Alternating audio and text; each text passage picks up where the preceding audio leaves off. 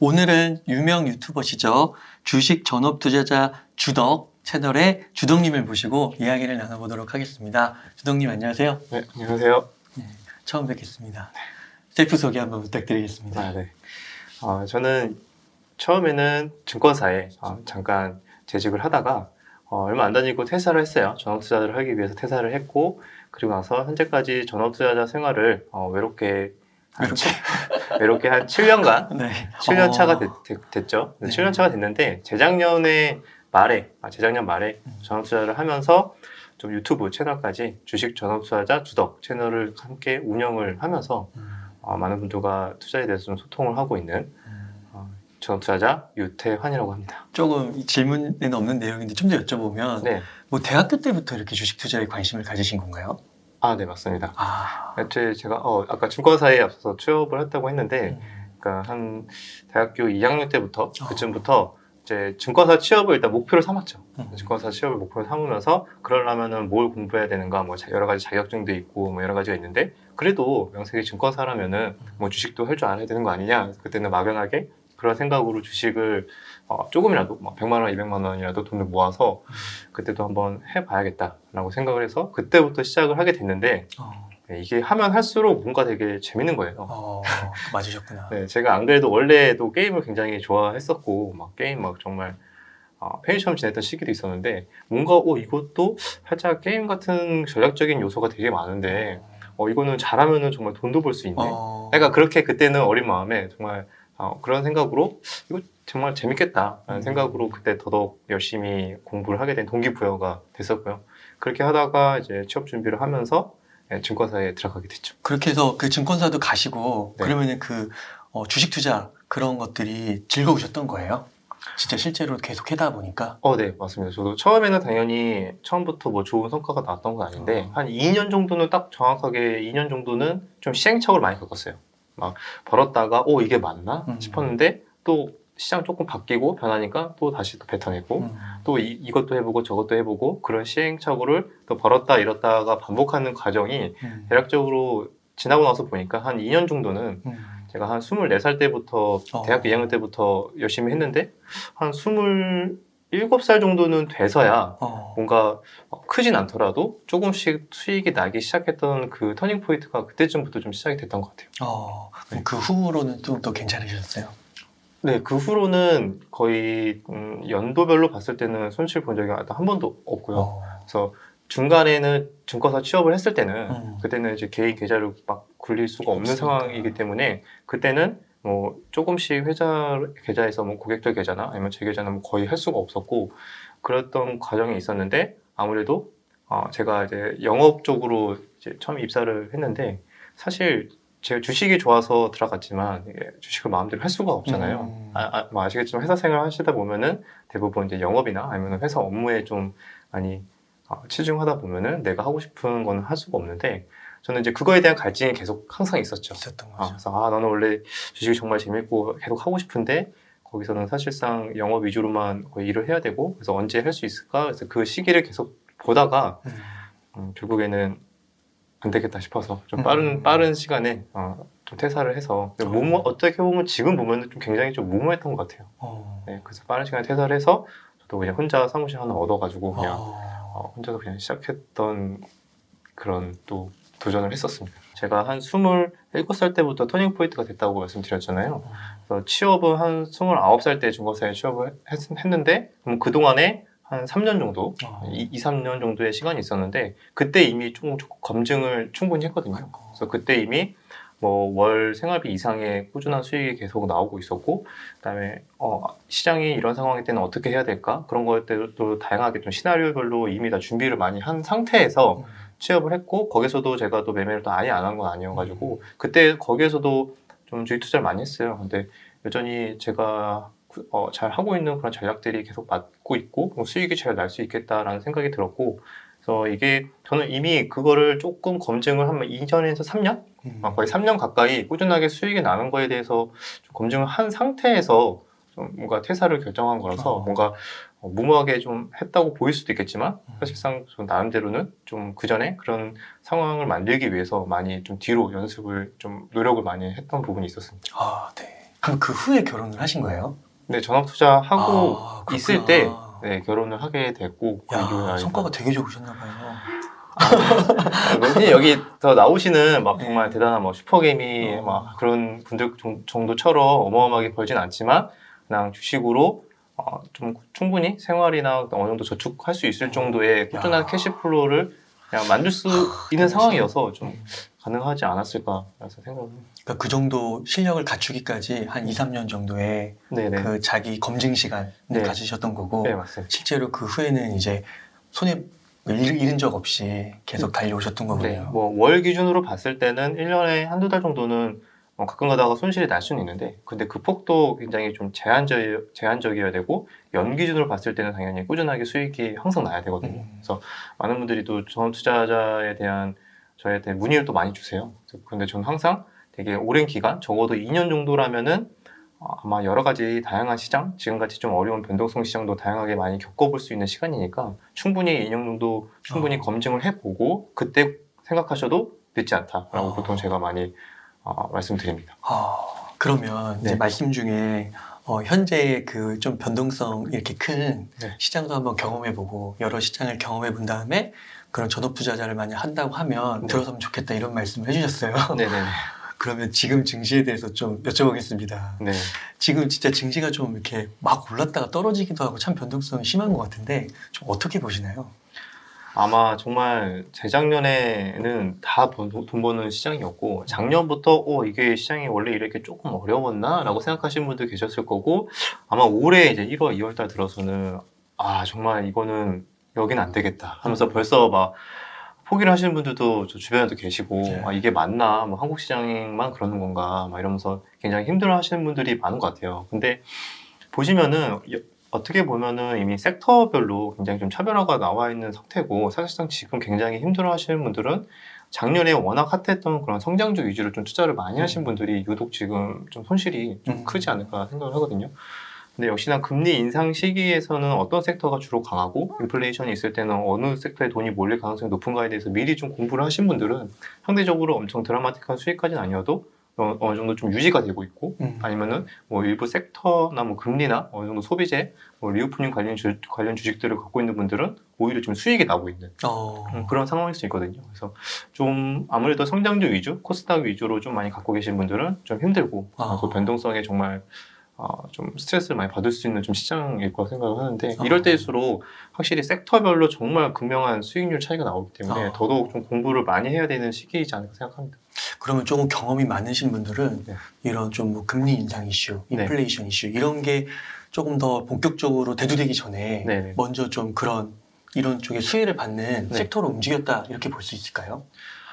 그렇죠. 이미 조금 보수적으로 빨리 보시는 분들은 이미 작년 말부터 이미 뭐 가치주나 자산주 위주로 좀 많이 포트폴리오를 옮기셨는데 굉장히 답답해 하셨죠. 작년 말까지도 그래도 별로 재미가 없었고 사실상 지금까지도 웬만한 그런 종목들은 좀 박스권으로 움직이고 있는데 근데 적어도 지금 성장주들은 대부분 고점 대비 반토막에서 뭐 마이너스 30% 이렇게 나고 있을 때 그런 금융주들은 지금 사상 신고가를 계속 가고 있고 그게 아니더라도 뭐 소비재나 뭐 건설, 철강 이쪽은 적어도 지금 박스권 정도 흐름이 나와주고 있어서 성장주를 한 것보다는 그래도 유지는 하고 있는 상황이라서 상대적으로 좀 좋은 성과가 나오고 있죠. 시장 대비해서. 그래서 결국에는 그때 포트폴리오 좀 그때 전략을 그쪽으로 좀 선회하신 분들이 지금은 상대적으로 좀 좋은 성과가 나오고 있지 않나 보고 있습니다. 또 그렇게 해서 그 투자자분들 가운데서도 이런 좀 어려운 아무래도 미디어에서는 막 급락, 뭐 사상 최대 뭐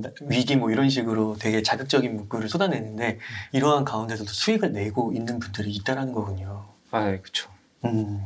그러면 또 하나 좀 궁금한 게 아무래도 이제 2020년 이후에 이 주식 시장에 들어오신 분들이 많고 그래서 말씀하신 대로 작년과 올해 좀 이렇게 힘들다 보니까 빠져나가시는 분들도 있는 것 같고 한데 이런 변동성이 좀 큰 장세가 과거에도 혹시 있었나요? 네. 항상 우리나라 코스피는 예전에 박스피로 불렸잖아요.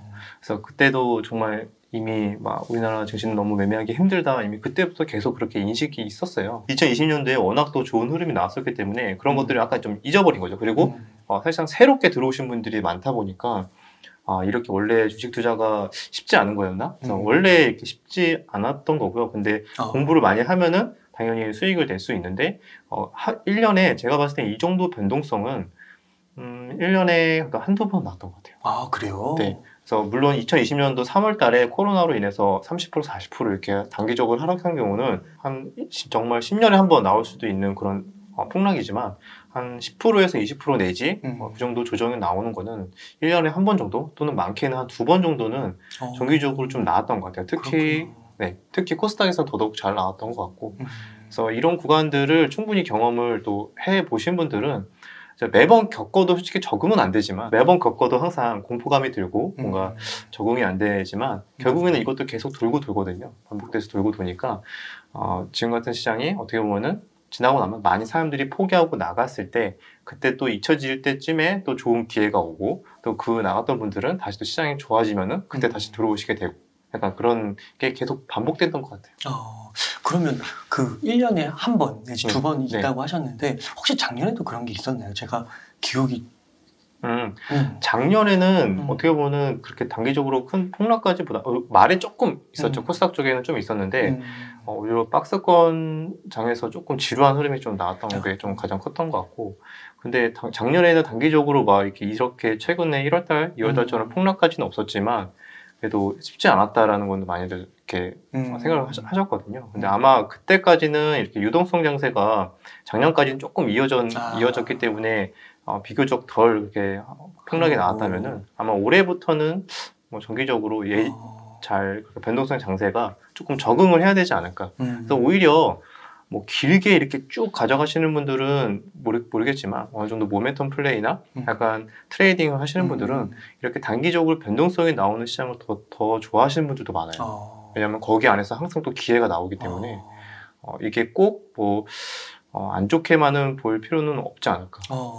근데 지금 말씀하시니까 저도 딱 생각나는 한 분이 계신데 보통은 이제 포트폴리오의 거의 뭐 대다수를 장기 투자 포지션으로 가져가는데 암호화폐가 이게 너무 진폭이 클 때 암호화폐 들어가서 트레이딩 하시더라고요. 그 트레이딩하기 너무 좋다고. 네, 맞아요. 그런 측면일 수도 있겠군요. 네. 그러면은 이런 변동성이 그렇게 좀 꽤 자주 뭐 빈번하게 나타나는 거라면은 참 이게 잘만 여기 안에서 떠나지 말고 버티고 좀 공부하고 진득하게 하면서 한번 인내해 보는 것도 향후에 투자 실력을 올리는 데서 되게 도움이 많이 되는 거라고 할 수 있겠네요. 이런 경험들이 정말 나중에 경험치로 피가 되고 살이 되면은 나중에는 이런 것들을 좀 노련하게 기회로 잘 활용할 수 있는 좀 여유가 생기지 않을까. 물론 단 한 가지 중요한 거는 결국에는 그때까지 잘 또 살아남아야 되는 거잖아요. 그래서 결국에는 리스크 관리도 잘 하면서 결국에는 시장에 오래 살아남고 그다음에 공부를 꾸준하게 게을리하지 않다 보면은 결국엔 또 좋은 기회도 그런 분들이 다 기회를 가져간다고 저는 생각합니다. 네. 그러면 혹시 지금 딱 계좌를 봤을 때 성장주 위주로 좀 많이 담으신 거예요. 그래서 진짜 파란불이 많은 거예요. 그럼 그런 분들은 어떻게 해야 돼요? 일단은 저 같은 경우에는 저도 뭐 일부 성장주를 계속 좋게 보는 것도 있지만 일단 지금은 역시나 뭐 이슈나 금리 인상 이슈나 뭐 어떻게 보면은 좀 테마가 한번 꺼지면서 좀 투자 심리가 한번 위축되면서 좀 다 같이 우주서 빠졌거든요. 최근 같은 경우에는 역시 그런 뭐 메타버스 게임, NFT 쪽도 다 빠졌고 이번에 위메이드도 좀 크게 급락이 나왔잖아요. 그래서 위메이드에서 급락이 나왔을 때 이슈가 그거였어요. 어제 실적 발표가 나왔는데 사실상 대박이 낸 줄 알았는데 플레이 투 원 게임으로 전 세계적으로 100만 명이 넘는 접속자를 만들어냈고 대박을 낸 게임이다 라는 게 가장 인식이 컸죠. 그래서 정말 작년에 주도주의 역할을 좋게 해줬는데 막상 실적을 까고 보니까 이번 4분기 실적을 까고 보니까 위믹스 코인을 매도를 해서 수익이 난 게 한 60%, 70% 정도 매출에 차지를 하는 거예요. 매도를 해서? 네, 그래서 위믹스 코인으로 인한 수익으로 그걸로 인해서 수익이 매출의 한 70% 가까이, 65%가 되니까 이거 생각보다 까보니까 게임으로 인한 수익은 별로 없네. 그래서 이렇게 위믹스 코인으로 인한 수익은 뭔가 연속적이지 않다. 이거는 좀 일회성일 수 있다라는 평가를 받으면서 오히려 어닝 쇼크가 나왔다고 해갖고 하한가를 갔거든요. 그래서 이게 오히려 전반적으로 좀 다른 게임주들까지 메타버스 테마주들까지 동반적으로 좀 하락을 연결을 시켜줬는데 그 이유 중에 하나가 우리가 굉장히 좀 성장에 대한 잠재력이 굉장히 높고 근데 좋을 줄 알았는데 어. 막상 까고 나니까 별거 없네 어. 라는 식으로 약간 심리가 반영됐던 것 같아요. 그런데 뭐 일부 뭐 위메이드 같은 경우에는 일단 단기적으로 뭐 그렇게 판단할 수 있겠지만 그렇다고 해갖고 뭐 모든 성장주 메타버스 관련 뭐 코인이나 이런 관련 NFT 관련 종목들이 다 그런 건 아니거든요. 그래서 아마 이런 기회를 좀 이용해서 아마 옥석 가리기가 나올 거예요. 네, 그래서 일단은 초점을 맞춰야 되는 게 아마 지금 파란불이 많이 제자리 많다. 대부분 이런 성장주 위주다라고 봤을 때 저 같으면은 그 초점을 거기에 기준을 둘 것 같아요. 이게 지금 단지 이렇게 테마성으로 뭔가 투자 심리가 위축되면서 차익실현 나면서 같이 그냥 떨어진 거냐 아니면은 정말 회사의 중요한 좀 펀더멘탈이 좀 훼손이 돼서 떨어진 거냐 여기서 초점을 맞추다 보면은 내가 더 이걸로 계속 홀딩을 할 것인가 아니면은 매도를 해야 되는가에 좀 기준을 잡을 수 있지 않을까. 단순하게 시장 영향으로 빠졌다면은 이런 관련된 뭐 성장 섹터는 결국에는 다시 돌고 돕니다. 그래서 올해에도 아무래도 지금 금리 인상 시기다 보니까 뭐 자산주, 가치주, 뭐 금융주만 계속 올라가는 거 아니냐라고 말씀하신 분들도 있을 텐데 사실 주도주라고 해갖고 1년 내내 오르는 게 아니잖아요. 분명히 오르다가 어느 정도는 기간 조정이든 가격 조정이든 받는 그 기간이 꽤 길게 올 때가 있어요. 그럴 때는 당연히 또 갈 돈 없는 돈들이 기존엔 강했던 죽지 않는 성장주 섹터로 한 번씩 또 돈이 몰리거든요. 네. 그래서 그렇게 결국 돌고 돌기 때문에 지금 당장은 정말 재미없고 지지부진한 흐름이 나올 수 있겠지만 결국에는 또 종목 자체가 펀더멘탈에 문제가 없다면은 또 한 번 또 관심을 받게 되면은 다시 또 주가가 좀 회복이 되지 않을까 이렇게 생각하고 있습니다. 그러니까 펀더멘털이라고 하면은 기업이 돈을 벌어들이는 방법에 있어서 그 큰 이렇게 양환 이렇게 네. 위메이드처럼 코인을 매도해서 그런 네. 방법이 아니라 뭐 그러니까 하나의 예로 들자면은 카카오 같은 경우에는 저는 개인적으로 좀 펀더멘탈에 조금 문제가 생기지 않았을까라고 생각하거든요. 아 그러세요? 네. 어. 개인적인 생각이 관점에 따라 다를 수 있어요. 근데 같은 성장주 섹터고 같은 메타버스에 관련이 있겠지만 네이버는 또 저는 아니라고 생각하거든요.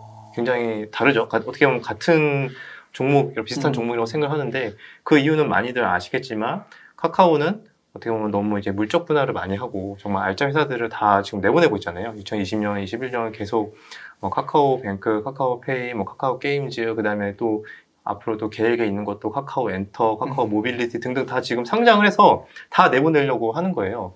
그러면 정말 카카오라는 회사는 정말 성장 주고 좋은 회사인데 이렇게 알짜 회사들, 자회사들을 다 지금 내보내면서 사실상 지금 이렇게 되면은 지주사 같은 형태로 좀 평가를 받을 확률이 높잖아요. 그러면 지주사에 대한 밸류에이션 평가는 보통 일반적으로 회사에 대한 성장주에 대한 평가보다 한 할인율을 한 40%에서 50% 정도 받아버려요. 그러니까요. 네, 그래서 그런 영향 때문에 이렇게 보면은 카카오는 지금 현재 뭐 사업적인 거는 문제가 없지만 밸류에이션적으로 봤을 때는 조금 다시 재평가 받을 만한 요소가 생겼다 이렇게 좀 생각을 할 수가 있는 거죠. 야 그렇구나. 네, 그런 관점에서 지금 이미 고점 대비 좀 네이버에 비해서 더 많이 하락한 것도 있는 것 같고 그래서 아마 이게 시간이 지날수록 좀 더 명확해지지 않을까 생각을 해요. 반면에 네이버는 지금 나간 게 없죠.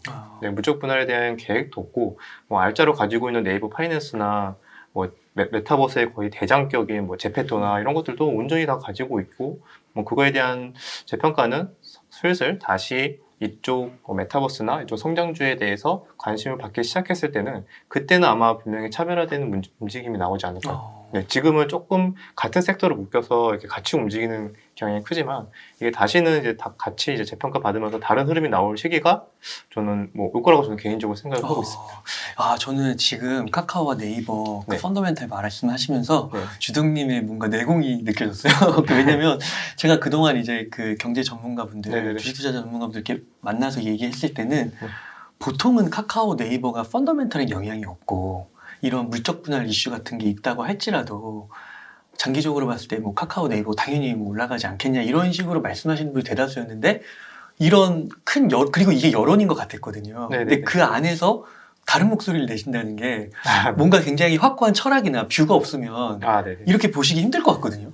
물론 길게 봤을 때는 전반적으로 우상향을 할 확률이 있겠죠. 왜냐면 뭐 지주사라고 해갖고 뭐 항상 올라가는 게 아니고 뭐 횡보하는 게 아니지만 그래도 나중에는 만약에 확실히 차별화를 두거라는 거죠. 네이버 같은 종목은 같은 이슈로도 더 많이 그렇죠. 더 좋은 흐름이 나올 확률이 높고 비교적 카카오는 좀 더 지루한 뭐 박스권이라던가 올라가더라도 좀 상승폭이 좀 덜 올라가는 뭐 그런 식의 흐름을 나올 거라고 생각을 하는데 뭐 그렇다고 해갖고 뭐 카카오 막 무조건 안 좋다 뭐 이런 건 아니지만 그런 식으로 저는 이제 개인적으로 그렇게 하는 걸 안 좋게 보다 보니까 저는 이제 제 기준에 따라서 그렇게 뭔가 누적 분할 많이 하는 회사나 뭐 이런 회사들은 조금 저는 보수적으로 보는 편으로 좀 대응을 하고 있습니다. 그 되게 새로운 생각의 시나리오를 하나 제시해 주는 것 같아요. 그러니까 진짜 실제로 삼성물산이나 이런 지주회사들 보면은 그 안에 삼성전자 지분도 갖고 있고 바이오로직스 지분도 갖고 있고 하지만은 주가는 별 볼 일 없잖아요. 네, 맞아요. 실제로 메이저 이제 기관이나 외국인 투자자들도 지주회사는 그렇게까지 좋게 평가를 안 하고 있잖아요. 아까 말씀드렸듯이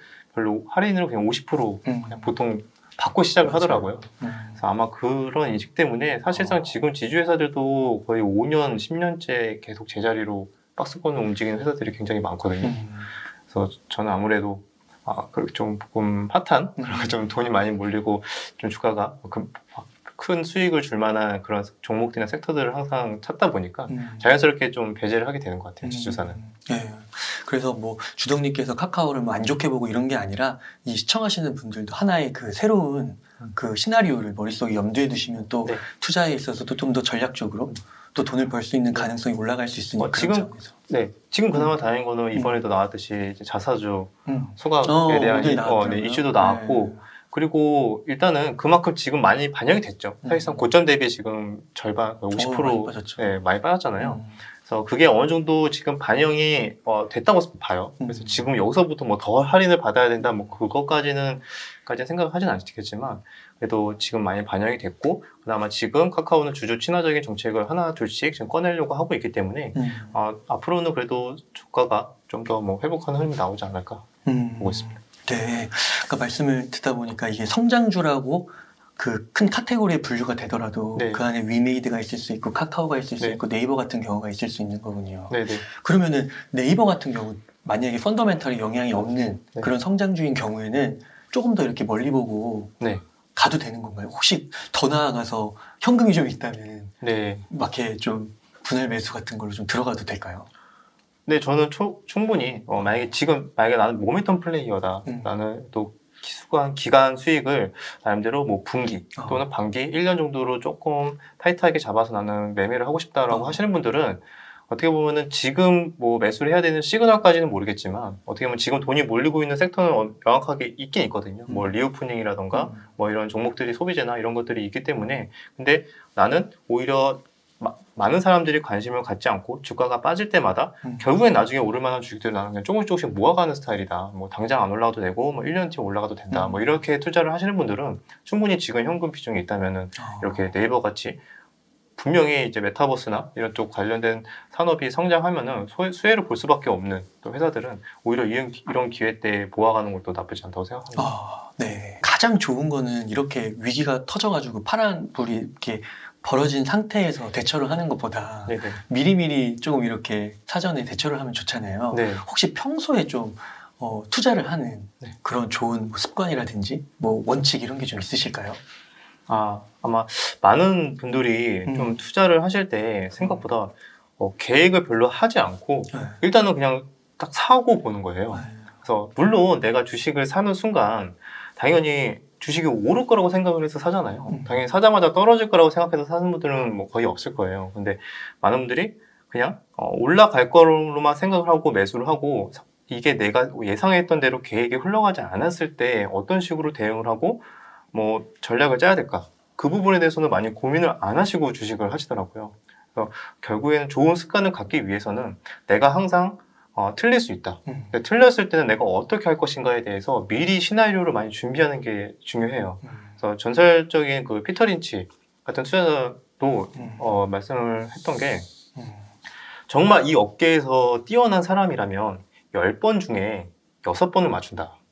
라고 이야기를 했어요. 그래서 그 말은 그만큼 뭐 50% 확률에서 그렇게까지 막 엄청 뛰어나게 계속 맞추는 사람은 없다. 단지 뛰어난 투자자들의 차이점은 내가 맞았을 때 그거를 더 큰 수익으로 연결을 시키고 내가 틀렸을 때는 그 손실을 최소화시켜서 결국에는 길게 봤을 때는 손익비를 맞추는 과정에서 꾸준하게 수익이 나는 사람들 계속 꾸준하게 나는 거고 그 손익비에 대한 것들이 맞지 않는 분들은 결국엔 잘 벌다가 한 번에 다 손실이 남아서 다 뱉어내고 그런 것들이 반복이 되거든요. 그래서 결국에는 포인트는 그거예요.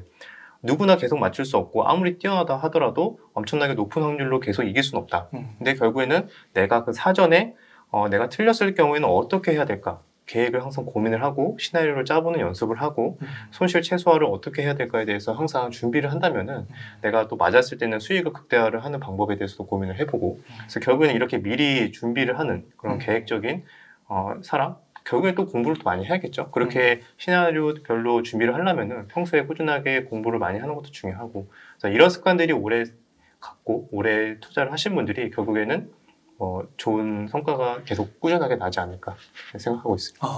이렇게 15년 동안 주식 투자를 해오시면서 네. 혹시 그 중에서 하나 지금 말씀해 주신 것처럼 시나리오를 좀 이렇게 그리셔가지고 네네네. 위기에서 좀 이렇게 더 심한 위기에 빠지지 않기도 하고 네. 또 좀 성공했던 그런 사례 한두 개만 좀 공유해 줄 수 있으실까요? 혹시? 시나리오대로 이렇게 해서 성공했던 사례. 네. 일단은 지금 단기적으로 지금 최근에 그냥 사례로 말씀드리면 물론 작년에도 성공적이었던 거는 메타버스 쪽 투자를 좀 해서 나쁘지 않은 성과가 나왔었는데 최근에는 저도 고민이 굉장히 많았어요. 막 1월 달부터 시장이 별로 할 게 없고 2월 달부터 좋지 않았는데 고민을 한 거죠. 그래서 지금 그러면은 돈이 몰릴 만한 섹터가 어디가 있을까? 이미 성장주는 한번 꺾였는데 지금 당장 금리 인상 이슈가 계속 앞으로 본격적 금리 인상 아직 시작도 안 했는데 다시 성장주가 달리기에는 좀 리스크가 있다. 적어도 뭐 3월 이후에 봐야 되지 않을까라고 생각했을 때 그럼 지금은 뭐가 좋을까? 그래서 항상 머릿속으로 막 고민을 했어요. 그러면 경기 민감주, 뭐 소비재, 아니면은 인플레이션, 아니면 리오프닝 등등등 여러 가지 고민을 막 하고 있었는데 마침내 지금 일상생활에서 코로나에 대한 이야기를 잠깐 또 하자면은 지금 작년 12월 달에는 확진자가 10,000명 전후로 이렇게 나왔을 때 델타가 많이 퍼졌을 때 그때만 해도 중증 환자가 1,000명대를 왔다 갔다 하면서 엄청 많다고 그때 막 병상이 부족하다 막 이런 얘기 많았잖아요. 그런데 그때는 10,000명만 돼도 그저께 난리가 났었는데 지금 50,000명 지금 2월 달이 되고 1월 달 됐는데 3만 명, 4만 명, 5만 명 올라가는데 중요하게 많은 분들이 이 확진자 수에 너무 집중을 해가지고 그러니까 공포감을 막 갖는 거죠. 너무 많아지는 거 아니야? 근데 우리가 중심을 주식하는 사람들은 또 이 종목을 발굴할 때는 거기에서 어떻게 보면 초점을 맞추는 게 아니라 중증 환자는 얼마나 많아지고 있는가. 근데 그걸 봤는데 오히려 12월 달에 1,000명이었는데 지금은 200명대를 유지하고 있어요. 그래요? 네. 저도 지금 알았어요. 그러세요? 50,000명이면 딱 꽂혀가지고. 근데 그때보다 확진자는 5배가 늘었는데 그러니까. 중증 환자는 거의 4분의 1로 3분의 1로 줄어들었어요. 네. 그리고 이게 오히려 계속 유지가 되고 있어요. 거의 그래서 물론 한 달 전만 해도 뭐 한 500명, 600명 이러다가 금방 다시 200명, 300명 계속 줄어들고 있어요. 확진자는 계속 많아지고 있는데 중증이나 치명률은 계속 별로 안정적으로 뭔가 이렇게 흐름이 유지가 되고 있다. 그럼 우린 여기에서 좀 힌트를 얻을 수가 있는 거죠. 이게 그러면은 정말 우리가 예전에 얘기가 나왔던 것처럼 코로나가 하나의 그냥 감기처럼 또는 독감처럼 자연스럽게 이렇게 풍토화되는 게 아닌가. 그러면 이런 걸 생각해봤을 때 주식을 하는 사람들은 이제 여기에서 아이디어를 얻어서 그러면은 정말 우리가 작년에 잠깐 델타가 나오기 전에 잠깐 핫했던 리오프닝 주식들. 리오프닝 주식들이 그때는 가려다가 갑자기 델타 나오면서 약간 다시 또 하락을 했거든요. 네. 근데 이번에 진짜 확진자가 비록 많지만 아직 시장 참여자들이 잘 모른다. 너무 확진자에만 매몰돼 있으니까 이게 사실상 중증도로 갈 확률이 굉장히 없어서 이게 많은 사람들이 하나 둘씩 알게 되면은 지금도 사실상 정부에서도 그걸 어느 정도 알기 때문에 어느 정도 좀 그 방역 패스나 이런 것들을 오히려 완화로 검토를 하고 있잖아요. 그래서 이걸 잘 알고 있는 거죠. 그래서 이 부분에 대해서 어느 정도 좀 진행이 되면은 당연히 그 다음에 터질 게 뭘까? 그 다음에 돈이 많이 몰릴 게 확진자가 만약에 당연히 정점을 찍어도 그렇지만 많은 사람들이 이 사실을 알게 됨으로써 그러면은 이거 별로 그렇게 겁먹을 필요 없고 물론 개인 방역을 철저하게 잘 해야겠지만 개인 방역만 잘 하면은 우리가 어느 정도 좀 더 리오프닝에 대한 기대감을 가져도 되지 않을까. 그동안 가지 못했던 여행이라던가 아니면은 뭐 영업 제한 시간도 풀릴 거고 그렇게 되면 좀 더 뭐 소비도 많이 하게 될 거고 그리고 여행 다니고 사람도 많이 만나고 하다 보면은 당연히 옷도 사 입고 그러다 보면은 자연스럽게 또 의류주나 소비재나 뭐 리오프닝 여행주나 화장도 뭐 호텔이나 그런 것들이 전반적으로 좋아질 가능성이 높겠네. 그래서 저는 거기에 초점을 맞춰서 지금은 사람들이 많이 관심을 안 갖는 것 같지만 그래도 리오프닝 주식을 좀 2월 초부터 계속 오히려 중증 환자가 적다는 이유로 좀 매수를 좀 하고 있고 그래서 리스크 관리는 제가 예상했던 이 시나리오를 짰는데 내가 원하는 대로 이렇게 흘러가면 당연히 수익 극대화를 위해서 뭐 제가 원하는 타점까지 좀 홀딩을 하겠죠. 근데 이제 또 리스크가 있을 수 있잖아요. 리스크는 뭐냐 고민을 해본 거예요. 갑자기 또 새로운 변이가 나타난다. 근데 그렇게 봤을 때 저도 시나리오를 이제 짜야죠. 갑자기 새로운 변이가 나타났는데 오미크론보다 전염률은 높은데 대부분 보통 바이러스는 또 변이가 나오면은 중증이나 치명률은 낮아지잖아요. 전염률이 높아지면. 그래서 그렇게 따지면은 뭐 오히려 더 그렇게 위험하지 않은 요소가 될 수 있고 그러면은 변수는 뭐가 있을까 생각한 거예요. 너무 인플레이션이 갑자기 막 심하게 나와서 그걸로 인해서 오히려 소비가 위축된다? 뭐 이 정도 시나리오도 있을 수 있고 그게 아니라면은 또 뭐 말도 안 되게 새로운 바이러스가 나온다? 그건 확률이 굉장히 좀 지금까지는 완전히 확률이 높진 않겠죠. 그래서 이거는 뭐 인플레이션 정도만 만약에 너무 크게 인플레이션이 충격이 오면은 그걸로 인해서 소비가 확 줄어들 수도 있으니까 그 정도는 리스크는 있을 수 있겠다. 그래서 만약에 생각보다 그게 너무 크다면 거기서는 내가 뭐 어떻게 관리를 하고 좀 시나리오별로 대응을 해야 될까? 이 부분까지는 좀 고민을 해서 지금 계획을 하고 있죠. 그래서 그게 만약에 원하는 대로 되면은 저는 뭐 성공하는 거고 제가 원하는 이런 리스크에 노출이 되면은 최대한 손실 최소화하는 전략으로 저는 대응을 앞으로 하지 않을까. 그러니까 주식 투자 잘 하시는 분들이 상상력이 좋다고 하는데 지금 그 말이 이런 것 같아요. 이런 식으로 시나리오를 다양하게 생각하는 거. 그러니까 지금 최근에 그런 시나리오를 경우를 이야기해 주셨지만 과거에도 계속 이런 식으로 잘 될 때와 또 안 될 때 이런 것들을 계속 고려하시면서 시나리오를 그리시면서 주식을 모아가기도 하고 또 그런 걸 고려하셨다는 거잖아요. 네, 맞아요. 이렇게 혼자서 막 생각해보고 뭐 이런 전략 저런 전략 어떨까 막 이것도 하나의 저는 좀 재밌는 그러니까 게임처럼 저는 이런 것도 하나에 다 생각을 하거든요. 그러니까 그 무슨 그 스타크래프트 같은 거 빌드오더 짜듯이. 네, 맞아요. 그래서 그런 것처럼 저도 좀 이왕하는 거면은 좀 최대한 제가 이걸 좀 즐기는 방향으로 하다 보니까 저는 이게 실제로 막 찾아보고 뭐 이런 사례는 뭐가 있을까 이거를 많이 하는 습관이 지금은 좀 재밌다 보니까 계속 하게 되는 것 같아요. 그러니까 이 방송을 좀 들으시는 분들이 주식 투자를 할 때 물론 그 주식을 바로 사서 시작하라고 하는 분들도 있지만 뭐 그거는 진짜 좀 어떻게 보면 소액 같은 그런 경우에 좀 해당될 것 같기도 하고 진짜 좀 거액으로 이렇게 의미 있는 규모의 돈을 낸다고 하면은 진짜 지금 주덕님께서 말씀해 주신 이 정도 수준까지는 하고 좀 이렇게 투자를 해야겠구나 이런 하나의 기준점을 항상 마음에 좀 염두에 둬도 되게 좋을 것 같아요. 그래야 그 피 같은 돈 모아놓은 돈 잃지 않으니까. 네, 맞아요. 좀 생각보다 많은 분들이 주식은 뭐 어차피 거의 운 아니야? 막 이렇게 생각을 하셔서 저는 또 아무래도 중장기도 하지만 좀 단기 매매 트레이딩도 전업 투자다 보니까 일부 하고 같이 병행을 하고 있는데 특히 단기 매매 트레이딩 하시는 분들은 좀 뭔가 이거 그냥 뭐 아니면 도지 약간 이렇게 약간 배팅을 좋아하고 너무 약간 도박성으로 많이 하시는 분들이 계세요. 그래서 그런 분들은 대부분 좀 결과가 좋지 못하고 항상 전략적으로 고민하고 생각하는 부분이 좀 많아야 되는데 너무 이런 사고 팔고 하는 거에 대한 좀 스릴을 즐기고 그런 거에 대한 약간 짜릿함에 대해서 좀 쾌감을 얻고 약간 이런 분들이 있는데 아마 이렇게 돼서 많이 큰 손실을 보고 좀 망가지는 분들이 많아서 아무래도 좀 단기 매매나 단기 트레이딩에 대한 좀 인식이 더 안 좋아지는 것 같기도 합니다. 근데 생각보다 이 시장에서 트레이딩의 영역에 대해서도 아마 우리나라에 대한 이제 인식은 좋진 않지만 굉장히 미국이나 여러 개 트레이딩에 대한 그게 하나의 정말 중요한 좀 비즈니스 같이 정말 진지한 사업으로 대하는 그런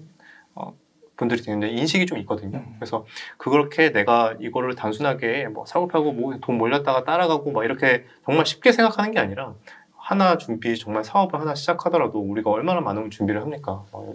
상권 조사부터 해갖고 이게 내가 이걸 잘할 수 있을까? 이게 기술이 있을까? 뭐 등등등 여러 가지 정말 고민을 많이 하고 준비도 막 1년 이상 하고 막 이렇게 이렇게 시작을 하는데 주식도 마찬가지로 장기 투자를 하든 트레이딩을 하든 어떤 것도 정말 진지한 사업이다라고 생각을 해서 정말 꼼꼼하게 이거 하나 놓치지 않아야겠다라는 생각으로 하면은 뭐 어떤 매매든 어떤 전략이든 간에 대부분 다 성공할 수밖에 없지 않을까 생각합니다. 그러면 혹시 그 주정님께서는 네. 이렇게 종목을 살 때요. 이제 네네네. 아까 리오프닝주, 그 리오프닝이라고 하면 우선 어떤 분야들이 좀 들어가는 거예요? 네, 일단은 뭐 여행, 음, 뭐 항공, 그 다음에 또 많이들 이제 소비를 하니까 소비, 그리고 관광, 호텔, 뭐 기타 등등 뭐 이런 종목들이 많이 있죠. 그래서 엔터도 있고요. 당연히 돌아다니고 해외 여행도 가게 공연도 되면은 하고. 공연도 보게 되니까 또 거기에서 당연히 또 화장도 해야 되고 옷도 사 입어야 되고. 그래서 전반적으로 지금까지 딱 이런 지금까지 말씀드렸던 이런 섹터가 최근 작년, 재작년에 별로 못 올랐던 섹터예요. 딱 대충만 들어봐도 코로나 시국에 크게 수혜를 받지 못한 섹터거든요. 그래서 반대로 딱 지금까지 계속 빠졌고 박스권으로 지루하게 움직였던 종목들이 이제 그런 성장주들이 꺾이면서 갈 돈이 여기에 갈 확률이 안 그래도 높았는데 마침내 코로나까지도 이게 중증률이 너무 낮아지고 있네.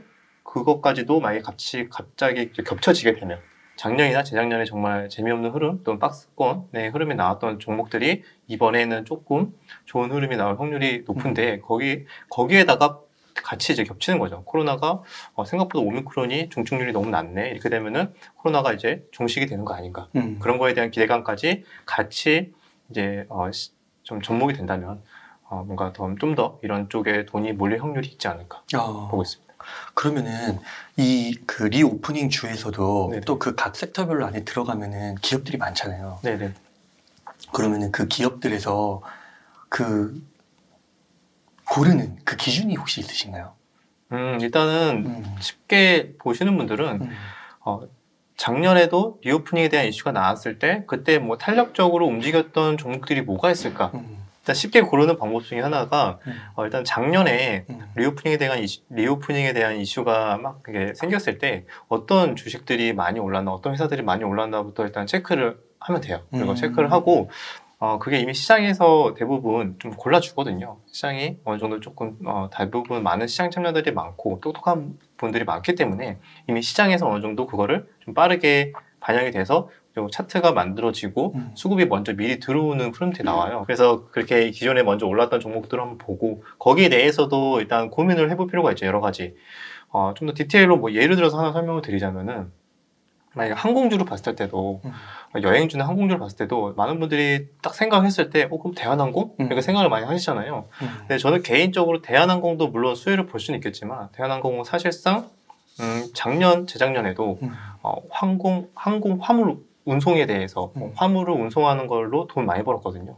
그래서 이거는 이미 항공 물류로 운송하는 걸로 통해서 돈을 많이 벌었는데 그러면은 그 일부가 여행 수요로 바뀐다고 해도 그 늘어날 수 있는 폭이 그렇게 크지 않을까? 그러니까 그 부분에서 생각을 좀 해볼 필요가 있는 거죠. 그러면은 좀 늘어날 수는 있겠지만 그게 얼마만큼 많이 늘어날지에 대해서는 잘 모르겠네 이렇게 될 수가 있는 거죠. 그래서 저는 차라리 확실하게 피해를 좀 봤었고 별로 이렇게 적자라던가 뭐 그걸로 인해서 좀 힘들었지만 확실하게 리오프닝이 되면서 굉장하게 좀 턴어라운드가 확 될 만한 그런 종목들을 좀 집중을 하는 게 아무래도 주가적인 측면에서 봤을 때는 더더욱 탄력적인 흐름이 나올 수가 있고 아무래도 좀 중소형 여행사나 아니면 그런 종목들이 좀 더 그 전에 이렇게 수혜를 많이 보지 못하고 이렇게 힘들었기 때문에 이번에 턴어라운드 될 때 주가도 좀 더 탄력적인 움직임이 나올 수 있을 거라고 보고 있습니다. 좀 뭔가 그 피해를 입었을 때와 그 후의 모습이 좀 유의미하게 딱 변화가 일어나는 그런 종목, 기업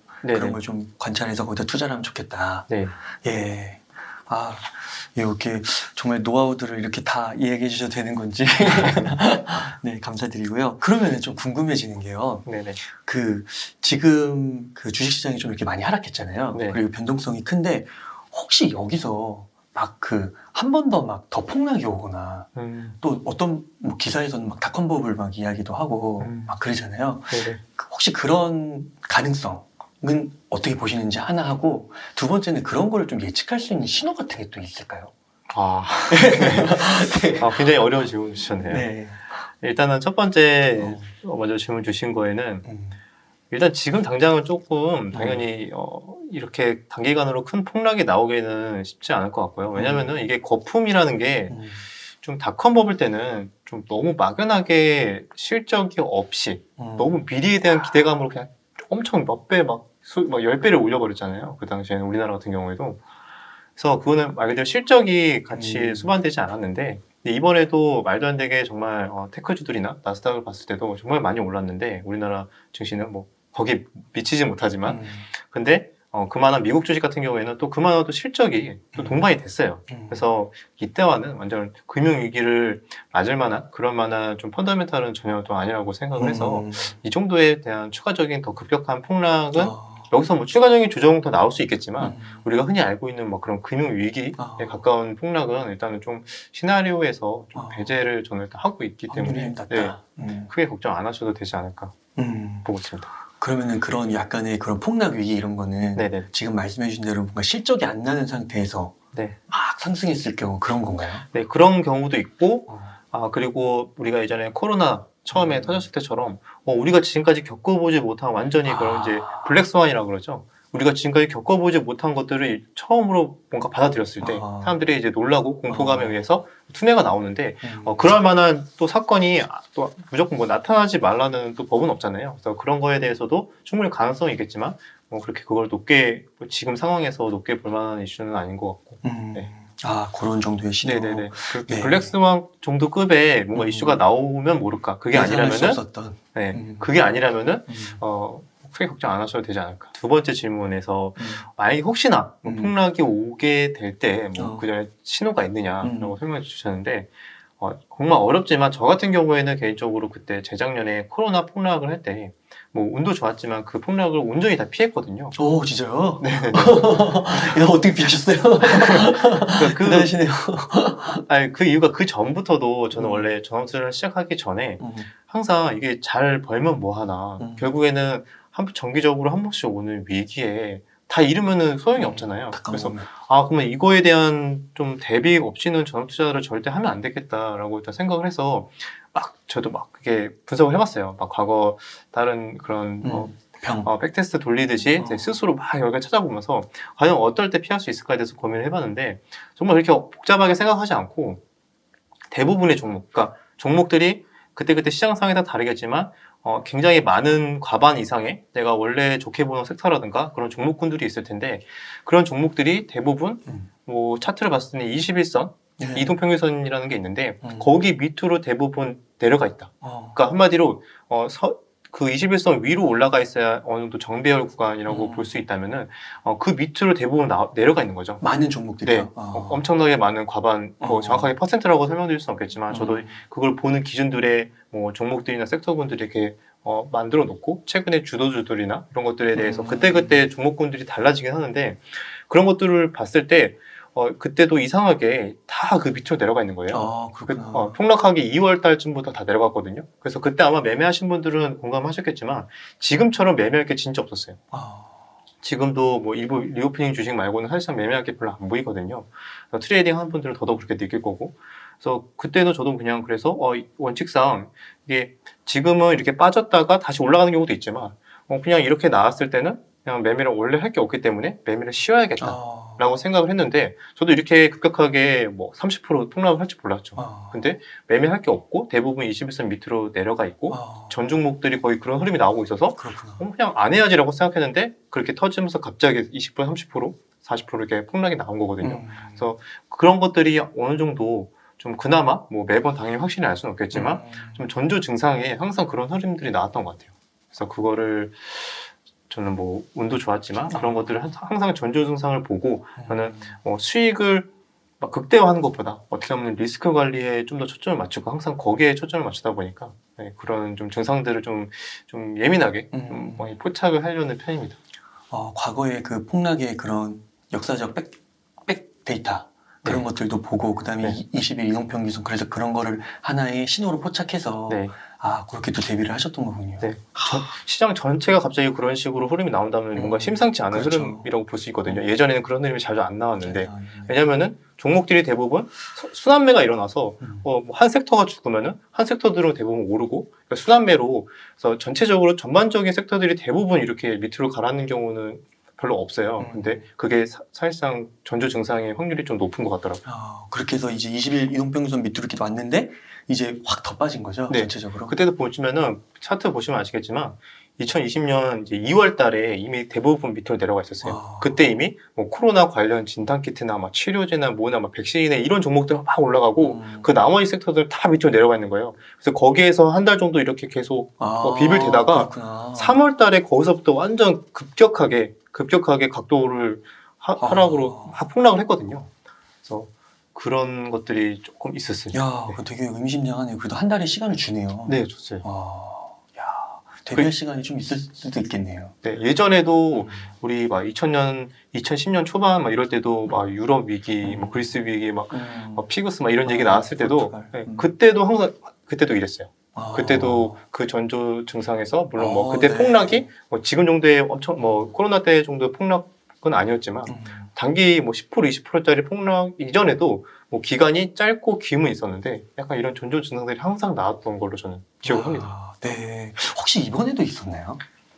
이번에요? 네, 이번에 1월에도 네. 이렇게. 이번에도 지금 저는 그래도 개인적으로 막 그렇게까지 폭락은 안 나오고 이렇게 지금 매매할 게 없다라는 것 자체가 이미 살짝 전조 증상이긴 하거든요. 그래서 저도 보수적으로 비중도 좀 일단은 좀 트레이딩 계좌는 비중을 좀 낮춰서 매매를 하고 있는데 그나마 지금 리오프닝 주식들은 또 추세를 오히려 좋게 바꾸고 있거든요. 그래서 완전히 전 종목들이 다 그런 건 아니라서 네, 그래서 그 정도의 뭐 위기의 전조 증상까지는 아니다라고 생각하고 있습니다. 네. 굉장히 구체적이고 저는 그런 것도 또 처음 들어보네요. 주동님이 되게 연구를 많이 하시는 것 같아요. 저는 이런 거를 뭔가 하나하나 뭔가 의미가 없어 보이는 거에서 좀 의미를 찾아내는 그런 패턴이나 여러 가지 그런 것들 전략이나 이런 것들은 항상 심심할 때마다 고민하고 구상하는 거에 대해서 제가 뭐 스스로 좀 재미를 있어 하기 때문에 진짜 천성이신가 보네요. 진짜 카카오도 아까 그 펀더멘탈 지적해 주신 거 계속 저 머릿속에서 떠나질 않는데 그런 것도 너무 새로운 것 같고 국민주 또 하나의 그 주동님의 그 뷰를 좀 또 듣고 싶어서 혹시 그 삼성전자 좀 어떻게 생각하시는지. 이게 작년부터 굉장히 지지부진하잖아요. 그리고 뭐 반도체 슈퍼사이클이라고 해서 많은 기대를 했는데도 주식은 좀 그렇지 않다 말이죠. 좀 어떤 좀 생각을 갖고 계신지. 일단 많은 분들이 일단 삼성전자는 뭐 무조건 뭐 우리나라가 망하지 않는 한 삼성전자는 계속 갈 수밖에 없다 뭐 이렇게 생각하시는 분들 많은데 당연히 그 부분도 어느 정도 맞다고 생각을 하고 삼성전자는 반도체 사이클 때문에 좀 변동성이 사이클을 타면서 조금 클 수가 있어요. 아무리 우리나라에서 제일 큰 회사라고 해도 어느 정도 이렇게 사이클이 있을 수밖에 없기 때문에 그런데 우리는 이 사이클은 그렇다 다 아는 내용이고 그러면 이게 점진적으로 우상을 할까 반도체가 계속 점점 우리가 수요가 계속 늘어날까에 대해서 우리는 좀 공부를 해야 되잖아요. 근데 아무리 생각을 해도 수요가 감소할 만한 요인은 없어요. 그 이유 중에 하나가 앞으로 우리가 4차 산업혁명 시대가 계속 진행이 되고 있는데 뻔하잖아요. 뭐 로봇, 그다음에 뭐 자율주행 로봇, 드론, 그다음에 AI, 그다음에 나중에 메타버스 뭐 등등등 그런 것들이 계속 진행이 될 텐데 거기에 필요한 것들이 다 반도체는 하나도 빠짐없이 다 필요하잖아요. 그래서 어떤 시대가 우리가 앞으로 미래를 꿈꾸는 미래의 모습에 어떤 시대가 오더라도 삼성전자는 계속 먹거리를 계속 유지할 수 있지 않을까. 오히려 더 파이가 물론 반도체 회사들끼리의 경쟁은 있을 수 있겠지만, 길게 봤을 때는 전혀 뭐 성장이 꺾이거나 아니면은 뭐 이렇게 우려할 만한 그런 상황은 없지 않을까. 물론 말씀드렸듯이 반도체라는 것 자체는 원래 좀 사이클이 좀 변동폭이 있기 때문에 길게 봤을 때는 우상향을 하겠지만 중간중간에 이런 변동폭은 어쩔 수 없다. 그래서 그거를 조금 같이 알고 가시면은 좀 더 심적으로 좀 안정된 투자를 할 수 있지 않을까 보고 있습니다. 그럼 조금 직접적으로 보면은 지금은 그 삼성전자를 팔고 떠날 때가 아니라 지겨워서 오히려 조금 이렇게 현금의 여유가 있으면 모아가는 시점이라고도 좀 볼 수 있을까요? 뭐 투자하시는 분들의 성향에 따라 좀 다를 것 같아요. 뭐 저는 개인적으로 안 하고 있으니까. 왜냐면은 저는 좀 더 높은 수익률을 쫓다 보니까 물론 삼성전자가 당연히 저도 좋게 보고 있지만 이게 조금 더 오랜 시간이 걸릴 수도 있고 생각보다 좀 답답한 흐름이 나올 수도 있기 때문에 저는 그때 또 모멘텀 플레이어로 또 어쩔 수 없이 전업 투자다 보니까 좀 해야 되는데 저와 달리 저와 상황이 좀 다르고 좀 빠르게 대응을 뭐 하실 필요가 없고 좀 여윳돈으로 정말 없어도 되는 돈으로 여윳돈으로 난 정말 길게 보고 투자를 하신다. 그렇게 보시는 분들은 굳이 뭐 이렇게 타이밍을 볼 필요가 없기 때문에 지금이라도 이렇게 조금씩 모아가는 거에 대해서는 전혀 문제가 없다고 생각합니다. 그러니까 자신의 투자 스타일, 네, 포지션 맞습니다. 그런 걸 명확히 해야 되네요. 본인의 투자 어떤 돈인지 그리고 내가 투자할 수 있는 기간이 얼마큼 되는지 그런 거에 대해서 먼저 선행적으로 그러니까 충분히 알고 계셔야 거기에 맞는 투자를 또 할 수 있잖아요. 그래서 그 부분이 먼저 중요하다고 생각합니다. 그러면 이렇게 그 삼성전자가 작년에 막 사상 최대 이익, 영업이익도 엄청나고 막 이렇게 말을 하잖아요. 네네. 근데 주가의 흐름은 그렇지 않단 말이죠. 네. 그럼 이렇게 이익, 뭐 주가는 이익의 함수다 이런 말을 많이 하는데 이렇게 이익과 주가가 동행하지 않는 경우도 주식시장에 많이 나타나나요? 사실 길게 보면은 항상 동행을 했어요. 근데 우리가 딱 이런 미시적인 관점을 봤을 때 왜 사상 최고치를 찍었는데 왜 빠지지? 특히 우리나라에서는 더더욱 그런 경우가 좀 많이 보이는 것 같긴 한데 아마 근데 미국장에서도 예전에도 막 그런 이런 경우 많았어요. 그게 대부분 이제 선반영이라는 얘기로 많이 하잖아요. 그래서 우리는 지금 사상 최고치를 찍는 거를 확인하고 매수하는 게 아니라 우리는 항상 다음 분기, 내년도에 대한 기대감을 항상 하거든요. 그래서 지금 실적이 별로 좋지 않은데 오히려 그런 경우가 있어요. 지금 실적 별로 안 좋게 발표를 했어요. 근데 그래서 빠질 줄 알았는데 그때부터 계속 오르는 거예요. 왜?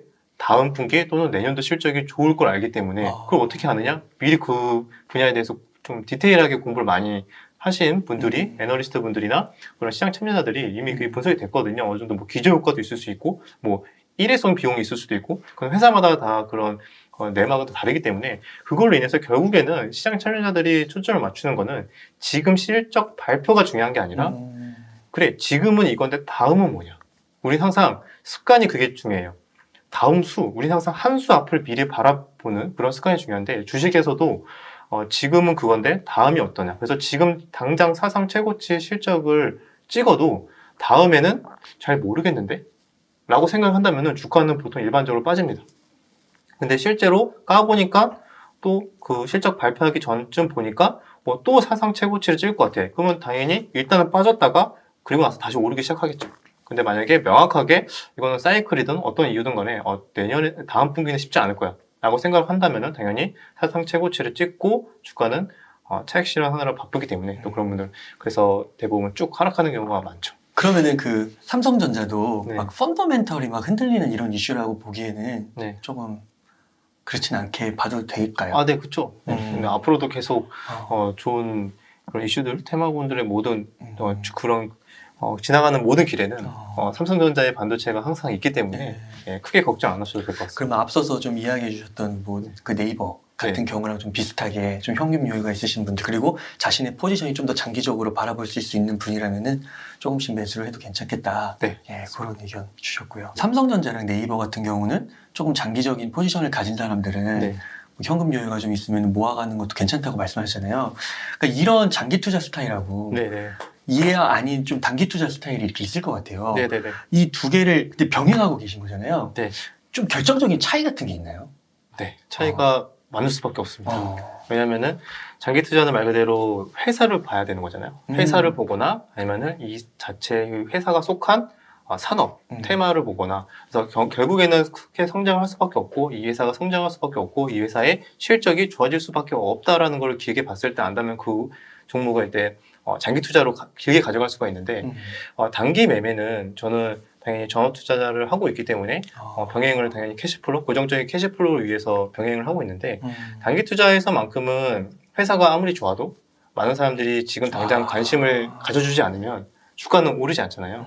그래서 그게 언제 관심을 가져줄지의 문제지 그 언젠가 가질 거다라는 거는 장기 투자의 기준이 될 수 있겠지만 우리 단기 매매 하시는 분들은 지금 모멘텀이 막 생기고 지금 수급이 몰리고 많은 사람들이 관심을 갖고 있는 종목 테마군에서 아무래도 매매를 할 수밖에 없어요. 근데 거기에 대해서도 당연히 디테일로 들어가다 보면 워낙 또 많은 이야기들이 많겠지만 아무래도 종목 선정은 그래서 모멘텀이 지금 막 발생하고 있는 단계에서 많은 사람들이 관심을 갖고 투자를 하기 때문에 거래량, 거래 대금 자체가 굉장히 크게 터지고 있는 그런 종목들에 한해서 아무래도 단기 매매가 계속 이루어지게 됩니다.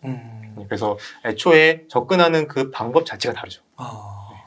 그러면은 그 거래량이 터지기 전에 네네. 들어가야 되잖아요.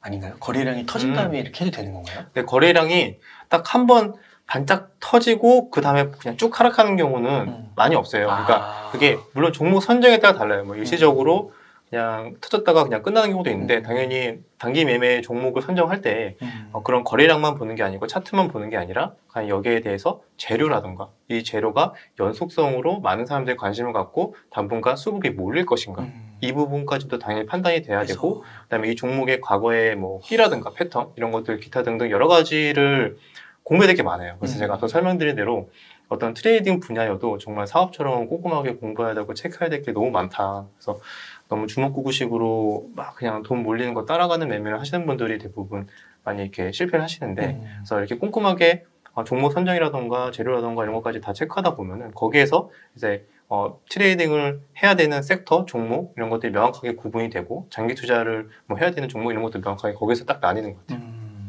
그러면 지금 단기 투자자 이렇게 하면 단기 투자 이러면은 지금 말씀하신 대로 공부도 할 거 너무 많은 것 같고 그리고 뭔가 좀 되게 손절 이런 것도 좀 할 줄 알아야 되는 거 아닌가요? 네, 맞습니다. 근데 그런 거는 저는 개인적으로 액수가 커지면 커질수록 더더욱더 못할 것 같은데 소액도 어렵고 네네.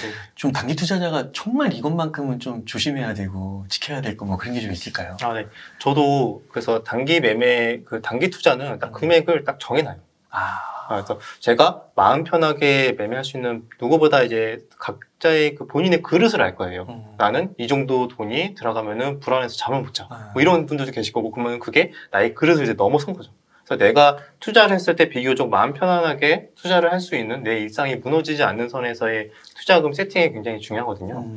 그래서 단기 매매는 항상 그 투자금 자체를 제가 이제 세팅을 해놓고 거기서 이제 수익이 발생하면은 그거를 이제 장기 투자로 옮기죠. 장기 투자로 옮겨서 거기서 뭔가 적금식이든 적립식으로 뭔가 길게 보고 거기서 계속 매도 모으고 결국에는 복리로 큰 자산을 불리는 거는 장기 투자 계좌에서 만들어내는 과정이고 단기 매매에서는 그냥 고정적인 꾸준한 캐시플로우를 위한 하나의 중요한 뭐 도구 중에 하나라고 저는 생각을 해서 이 양 두 가지 포트폴리오를 좀 운영을 하고 있습니다. 그러면 혹시 비율을 좀 여쭤봐도 돼요? 비중은 원래 처음에는 단기 매매 계좌가 당연히 거의 압도적이었죠. 왜냐면 전업 투자 처음에 했을 때 제가 뭐 여유 있어서 전업 투자를 한 게 아니었기 때문에 단기 매매로 처음에 비중이 거의 대부분이었다면은 이제 제가 어느 정도 그릇을 안다고 그랬잖아요. 어느 정도 커지니까 어차피 다 투자하는 게 아니에요. 뭐 제가 점점 자산이 커지는데 그거를 앞서 말씀드린 대로 뭐 전체를 다 단기 매매에 투자를 해버리면은 굉장히 마음이 불안해지니까 이제 일부를 계속 장기 투자로 뭐 다른 자산이나 이렇게 포트폴리오를 나누게 되는 거죠. 그래서 이게 비중이 지금은 점점 장기 투자 포트가 점점 커져서 지금은 장기 투자가 이제는 절반이 넘어간 것 같아요. 한 60에서 70% 정도까지도 점점 비중이 커지고 있고 나중에 여기에서 이제 뭐 복리로 길게 가져가다 보면은 점점 이게 차이가 커지지 않을까 보고 있습니다. 그러면 장기 계좌에 있는 건 안 팔아요? 계속 제가 원하는 시나리오대로 좀 목표가가 어느 정도 있으면은 그때는 좀 이제 매도를 할 때가 있고 근데 그것도 종목의 좀 성격이 다 다른 것 같아요. 만약에 저평가주를 하는 경우도 있고 배당주 같이 보는 경우가 있고 거기도 장기 투자에서도 또 성장주를 한 번씩 또 이슈구를 받을 만한 그런 종목에도 투자할 때도 있어요. 그래서 보통 장기 투자 포트에서는 성장주, 뭐 가치주, 배당주 이렇게 거기에서도 또 이제 나뉘죠. 그래서 비교적 성장주나 이런 것들은 원하는 정도의 좀 상승폭이 나와준다면은 당연히 매도가 이루어져야 되는 거고, 그다음에 뭐 가치주나 이런 것들은 좀 더 길게 가져갈 수 있고, 근데 반면에 배당주는 굳이 뭐 배당을 받을 그런 목표도 있기 때문에 굳이 뭐 매도를 안 해도 되고 그런 식으로 또 종목에 따라서 그런 매도 시점이나 보유 기간들이 다 달라지게 됩니다. 가치주랑 배당주도 투자를 하시는군요. 근데 좀 같이 겹치는 거 더 좋아해요. 가치주이면서 배당주? 네, 뭐 최근 들어서 뭐 종목 같은 경우에는 뭐 한국금융지주 같은 종목은 좀 많이 저평가되어 있긴 하거든요.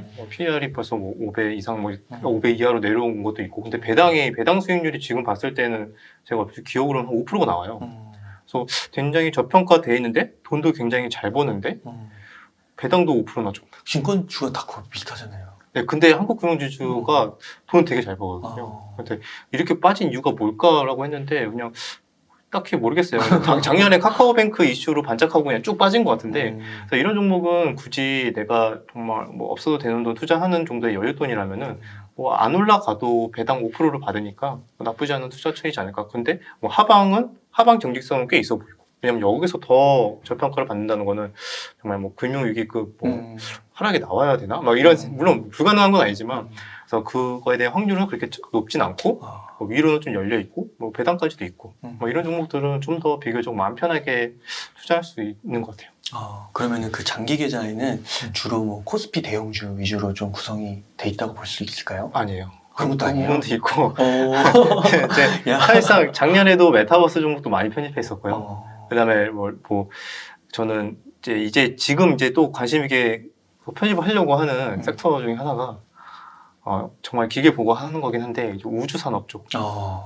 또 미국에도 또 ETF도 있거든요. 그러니까 미국에서도 뭐 이번에 우주 산업 그거 스페이스X도 있고 뭐 여러 가지 종목들이 많잖아요. 근데 그거를 내가 종목들을 뭐 다 여러 가지에 투자를 할 수 없으니까 편하게 ETF가 있어요. 그래서 찾아보시면 다 나올 텐데 뭐 제가 기억나는 게 ARKX ETF명, 그 다음에 뭐 UFO 이름이 좀 웃기죠. UFO가 ETF명인데 네, 그런 종목들에도 지금 엄청 많이 빠졌거든요. 작년에 살짝 그런 우주 관련된 이슈가 나오면서 떴다가 지금 완전 수직으로 낙하했어요. 그래서 미국 주식도 떨어지는 거 엄청 떨어졌더라고요. 네. ETF가 지금 쭉 빠져져 있는데 저는 이게 전 포인트는 그거 봐요. 성장률을 봤을 때 지금 완전히 이제 주가가 빠지면서 계속 이제 당분간 모멘텀이 딱히 없을 거란 말이죠. 근데 결국에는 우리가 길게 봤을 때 1년이 걸리든 2년이 걸리든 분명히 또 우주 뭐 화성 그렇죠. 간다 이러면서 분명히 또 발사체 쌓아 올리면서 뭔가 이런 이슈들이 또 미국에서부터 분명히 시작이 될 거예요. 그래서 그때를 대비해서 그냥 뭔가 여윳돈이나 이런 것들은 오히려 그런 것들을 조금씩 사모이기 때문에 꼭 막 가치주 이런 것만 하는 게 아니라 저는 성장주를 사실상 더 좋아합니다. 성장주 할인된 성장주. 네, 성장주에서 나중에 관심을 받을 수밖에 없는 섹터에서 거기서 수혜를 받을 종목이나 이런 것들을 사 모으고 그게 막 이슈가 핫하게 팍 터졌을 때 장기 투자에서는 그거는 이제 매도를 하는 거고 트레이딩 계좌는 트레이딩 계좌로 이제 운영하는 거고. 그럼 장기 투자 계좌로 가면 물론 그게 빨리 올라가면은 그 목표 주가에 올라가면 팔 수도 있지만 한 1, 2년 보는 건가요? 최소? 네, 맞습니다. 뭐 혹시 뭐 3년, 5년 이렇게도 보시나요? 그렇게까지 해본 적은 없어요. 그렇게까지 대부분 그래도 다 그게 순환매가 요즘도 더 빨라졌고 예전에도 이렇게 뭐 관심을 가질 수밖에 없겠다 이런 섹터들 있잖아요. 만약에 뭐 정부 정책에서도 뭐 예전에는 뭐 친환경이라던가 뭐 수소라던가 몇 년 전에도 계속 정기적으로 관심을 받았거든요. 그 전에는 또 뭐 그때 당시 비슷하게 뭐 2차 전지, 전기차도 계속 이번에 굉장히 크게 많이 올랐지만 그 전에도 한 번씩 정부 정책이나 관련된 이슈가 나올 때마다 굉장히 좋은 수익률이 나왔었거든요. 그러니까 그런 길목에 서서 정기적으로 1년에 이건 관심을 받을 수밖에 없다라는 그 길목에서 좀 사모으는 전략이 저는 그런 장기 투자에서는 성장주는 좀 그렇게 하고 있고요. 예를 들면은 작년에 제가 괜찮았던 게 메타버스에서도 게임 주주들을 관심을 받을 수밖에 없겠다라고 한 게 있었고 뭐 올해 좀 괜찮게 나왔던 게 이제 로봇주들. 물론 저는 로봇주는 뭐 크게 별로 먹지는 못했는데 사모으다가 저는 좀 빨리 좀 팔았습니다. 그래서 물론 수익을 보고 나오긴 했는데 그 후로도 더 많이 올라갔거든요. 그래서 그런 식으로도 로봇도 결국에는 관심을 받을 수밖에 없다라고 생각하는 섹터 중에 하나이기 때문에 또 잘 갔던 게 뭐 자율주행도 있고 뭐 나중에는 뭐 드론 운송도 있을 거고 뭐 기타 뭐 계속 메타버스도 다시 한 번 더 올 거고 뭐 이런 것들에 대해서 계속 관심을 받을 수밖에 없는 섹터가 무엇인가 여기에서 좀 공부를 하는 게 중요하지 않을까. 그 앞으로 올 그 거대한 트렌드 테마 네네. 근데 지금 싼 거 그거는 장기 계좌로 넣어놓으면은 네네네. 그런 테마의 바람이 불 때 쫙 올라갈 수 있으니까 네, 맞습니다. 그렇게 투자를 하시는 거군요. 네, 중간에 다 들어가 있긴 한데 제가 한번 좀 정리를 해서 설명드리자면은 주식을 잘하는 사람들의 특징은 앞서 처음에 설명드린 대로 항상 계획을 하고 시나리오별로 정리를 하는 분들이 굉장히 잘 하는 부분이 있다. 결국에는 살아남는 게 중요한 거잖아요. 그렇죠. 그래서 하나의 또 일화로 하나 설명을 드리자면은 미국의 좀 전설적인 투자자죠. 트레이더인데 이제 제시 리버모어라고 1929년에 대공황 때 엄청난 돈을 번 트레이더거든요. 그래서 그날 29년 10월 달에 일주일 만에 미국이 시가총액이 3분의 1이 날아간 적이 있었어요. 대공황 때. 그때 제시 리버모어도 당연히 망했을 거라고 생각을 했지만 그 당시에 하루 만에 거의 뭐 조 단위로 우리나라 돈으로 거의 뭐 2조 이상의 야, 그 당시. 네, 지금 돈으로 환산을 해보면은 그 당시. 그 당시에 2조 정도의 돈을 하루 만에 이제 벌었거든요. 와. 그래서 그 정도로 화려하게 정말 전설적인 투자자였고 그런 돈을 버는 데는 부자가 되는 거에는 엄청나게 뛰어난 투자자였죠. 트레이더였는데 근데 그분이 결국에는 4년 뒤에 파산을 하게 되고 그 이후에도 계속 들쭉날쭉한 그런 생활을 하면서 우울증과 함께 이렇게 지내다가 결국에는 권총 자살로 마감을 하게 돼요. 그래서 많은 분들이 초점을 맞추는 게 지금도 그래요. 굉장히 화려하게 수익을 내는 거, 드라마틱한 수익률을 보면서 굉장히 거기에서 환호를 하고 되게 좀 저게 정답이다 라는 식으로 굉장히 추종을 하는 분들이 되게 많은 것 같아요. 근데 사실상 더 중요한 거는 그것보다 돈을 버는 능력보다 그것을 좀 지키는 능력에 우리는 초점을 좀 맞춰야 되지 않을까. 결국에는 이렇게 리스크 관리가 되지 않으면은 그 모든 걸 한 번에 다 잃을 수도 있는 거잖아요. 그래서 우리는 화려하게 버는 거에 집중하는 것보다 어떻게 하면 리스크 관리. 그래서 내가 시장에서 오래 살아남을 수 있지 않을까. 근데 결국에는 오래 살아남는 사람이 또 좋은 기회를 잡을 확률이 올라가기 때문에 결국엔 그 사람이 계속 꾸준하게 성공적인 투자자로 남게 된다. 우리는 이 부분에 대해서 좀 진지하게 고민을 해볼 필요가 있고 결국에는 리스크 관리, 그다음에 시나리오 계획 짜기, 그리고 그대로 실행하기, 그리고 항상 감정적인 대응보다는 이성적인 판단을 우선적으로 해서 그걸 몸에 습관적으로 배기, 그리고 나의 그릇에 넘어서는 무리한 투자를 하지 않기. 이런 것들이 전반적으로 다 준비가 된다면 주식 투자를 잘하는 사람들의 모든 특징을 갖고 있는 훌륭한 투자자가 여러분들 다 되지 않을까. 너무 어렵게 느껴지잖아요. 아니요, 감동했어요. 네, 저는 그렇게 저도 요즘 많이 힘드신 분들이 많을 것 같은데 항상 이럴 때일수록 좀 더 공부도 많이 하고 그래서 살아남아서 또 이런 상황에서 아마 많은 투자자들이 정말 힘들고 지쳐서 이제 포기하는 분들이 많아질 거예요. 그러면은 그 시점이 아이러니하게도 되게 굉장히 좋은 또 기회가 될 수가 있거든요. 그래서 지금 꾸준하게 공부하시는 분들이 또 그 좋은 기회를 잡으실 거고 또 쉽게 포기하신 분들은 또 그 기회를 놓치고 다시 주식시장에 붐이 일어나서 다시 누구나 다 관심을 갖게 시작했을 때 그때 다시 또 들어오게 되는 그런 악순환이 반복될 수 있거든요. 이걸 흔히 우리가 말하는 좀 인간지표라 그러죠. 그래서 나는 이제 그런 인간지표가 되지 말아야지 하면서 항상 준비하고 공부하는 자세가 필요하지 않을까 생각합니다. 야, 대단하시네요. 진짜 그 내공이 어마어마하신 것 같아요. 주 덕답습니다, 진짜. 아니, 그러니까 전 단기 투자자에 대한 그 편견이, 그러니까 물론 두 개를 병행하고 계시지만, 뭔가 단기 투자자 하면은 수익률을 쫓는 게 좀 더 강할 것 같다는 느낌이 좀 들었거든요. 근데 끝에서 또 리스크 관리, 또 제시 리버모어의 그런 일대기를 요약해 주시면서 그걸 연결해 주시니까 더 많이 와닿는 것 같습니다. 그래서 진짜 이 영상을 좀 시청하시는 분들이 자신에 대한 이해가 되게 중요할 것 같아요. 말씀을 듣다 보니까. 그렇게 해서 적절한 투자 방법, 그리고 오늘 이렇게 처음부터 끝까지 쭉 이야기해 주신 내용들 한번 또 이렇게 되새기시면서 투자 꼭 성투하시면 너무 좋을 것 같습니다. 주장님, 그러면은 여기서 한 마무리 해도 될까요? 네. 예. 이렇게 해서 주식 전업 투자자 주덕 채널의 주덕님을 모시고 이야기를 나눠봤습니다. 긴 시간 동안 유익한 인사이트 많이 나누셔서 감사의 말씀드립니다. 오늘 고생 많으셨습니다. 네. 감사합니다.